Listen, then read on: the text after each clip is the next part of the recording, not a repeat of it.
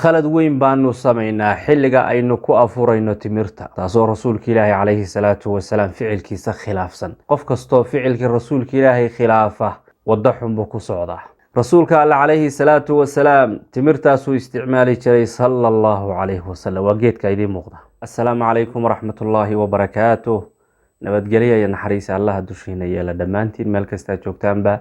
walaalaha barakaysan oo kusoo dhawaada casharkani wuxuu ka turjumayaa kayd uu nooga tegay nebi moxamed calayhi salaatu wasalaam, balse inta taqaana ay aada u yar tahay oo ummatu maxamed ka mid ah calayhi salaatu wasalaam.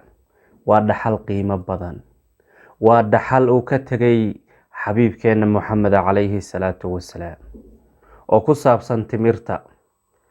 xilliga ramadaanka muslimiin badan waxay isticmaalaan kuna afuraan oo ay sunnada rasuulka ilaahay tahay calayhi salaatu wasalaam. caafimaadkuna sidaasi uu ka maqhraati kacayaa in qofka markii uu afurayo waxa ugu horeeya uu afka geliyo ay timir noqoto. haddaba sidee buu nebi maxamed timirta u cuni jiray calayhi salaatu wasalaam? waayo wuxuu ahaa nebi maxamed mid isticmaala timirta sala allahu calayhi wasalam.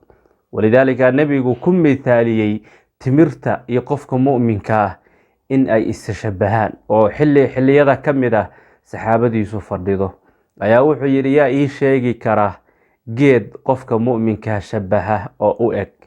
saxaabadii waa wada xishoodeen. waa rasuulka ilaahi calayhi salaatu wasalaam.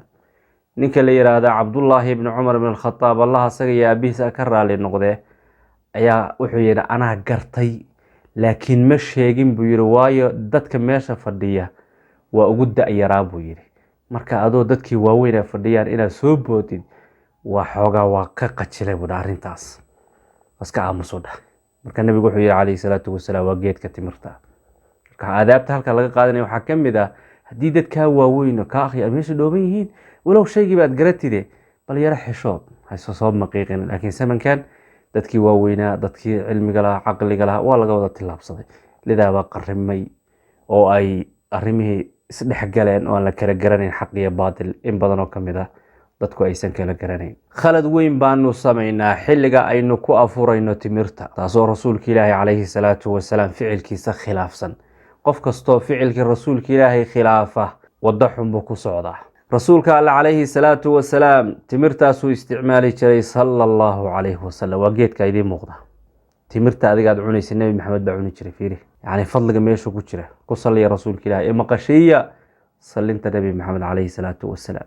waayo haddii hadal uu caraf lahaan lahaa, nebi maxamed hadalkiisa caraf weeye, udgoon uu lahaan lahaa hadal sida baraafuunka iyo catarka loo dareemo, waa hadalka rasuulka ilaahi calayhi salaatu wasalaam. rasuulka ilaahi wuxuu calayhi salaatu wasalaam mid timirta cuna, balse see u cuni jiray? afka markuu geliyo bismillah ayuu oran jiray, kadibna lafta ayuu soo bixin jiray. sidee buu lafta usoo bixin jiray? ma sida hadda anaga naqaano saasoo kalea?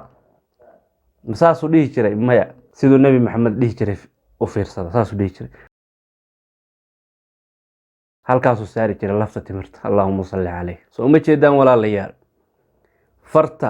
fardhaxada loo yaqaano iyo farta loo yaqaano sabaabada suulka ku xigta, labadaa dhabarkoodu ku qaban jiray, markaasuu xagga dhigi jiray sala allahu calayhi wasalam.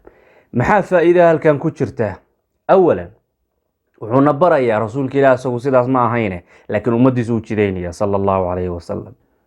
qofku markuu timirta afka geliyo, lafta uu soo celiyo, laga yaabaa candhuuftiisa bakteriya inay qabto.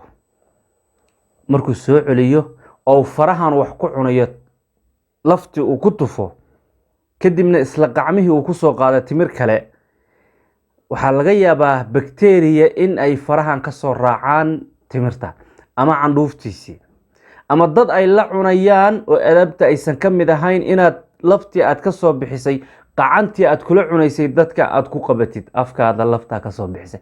waa ta'aduman, waa aadaabtii waaye.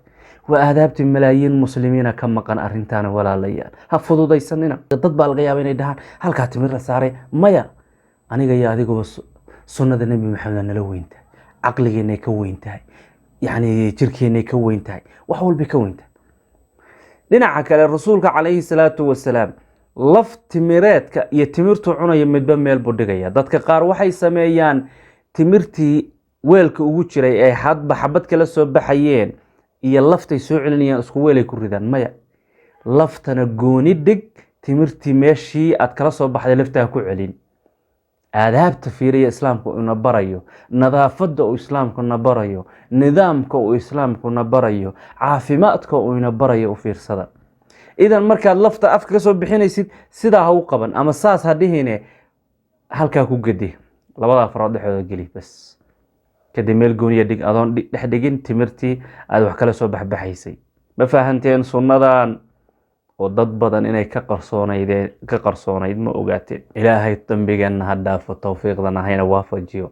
ilaahay naga yeelo kuwa naarta laga xoreeyo nagu daro. rasuulka ilaahayna u shafeeco qiyaamaha, darisna la noqda. ilaahay waxaanu weydiinaynaa dulmanayaasha inuu ilaahay dulmiga ka dulqaado oo walaalaheen Falastiin ugu horeeya in ilaahay dulmiga ka dulqaado. masaakiinta, caruurta, hooyooyinka, agoonta, dadkan waxaysan ilaahay u gargaaro, ilaahay ha deeqo, ilaahay dhibaatooyinka ha ka saaro, ilaahay imtixaanada kala duwan ha ka saaro. imtixaan baa dad badan haysta oo caawa la nool, oo saacadan la nool, oo la jooga. ilaahay imtixaanka ha ka dulqaado. aamiinta ugu kaalmeeya walaalayaal.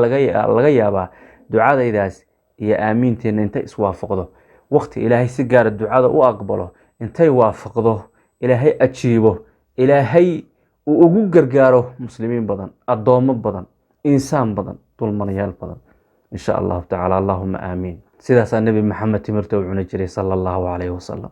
intuu iska ambado lafaha ma soo tuuri jirin, aadaab iyo nidaam waaye.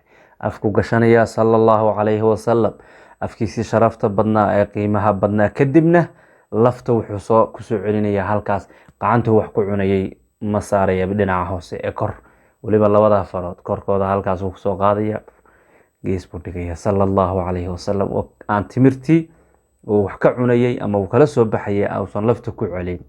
imisaa khaladkaa galnaa oo timirtii aanu lafta ku dhex celinaa? imisaa khaladkaa galnaa oo halka aanu ku tufnaa?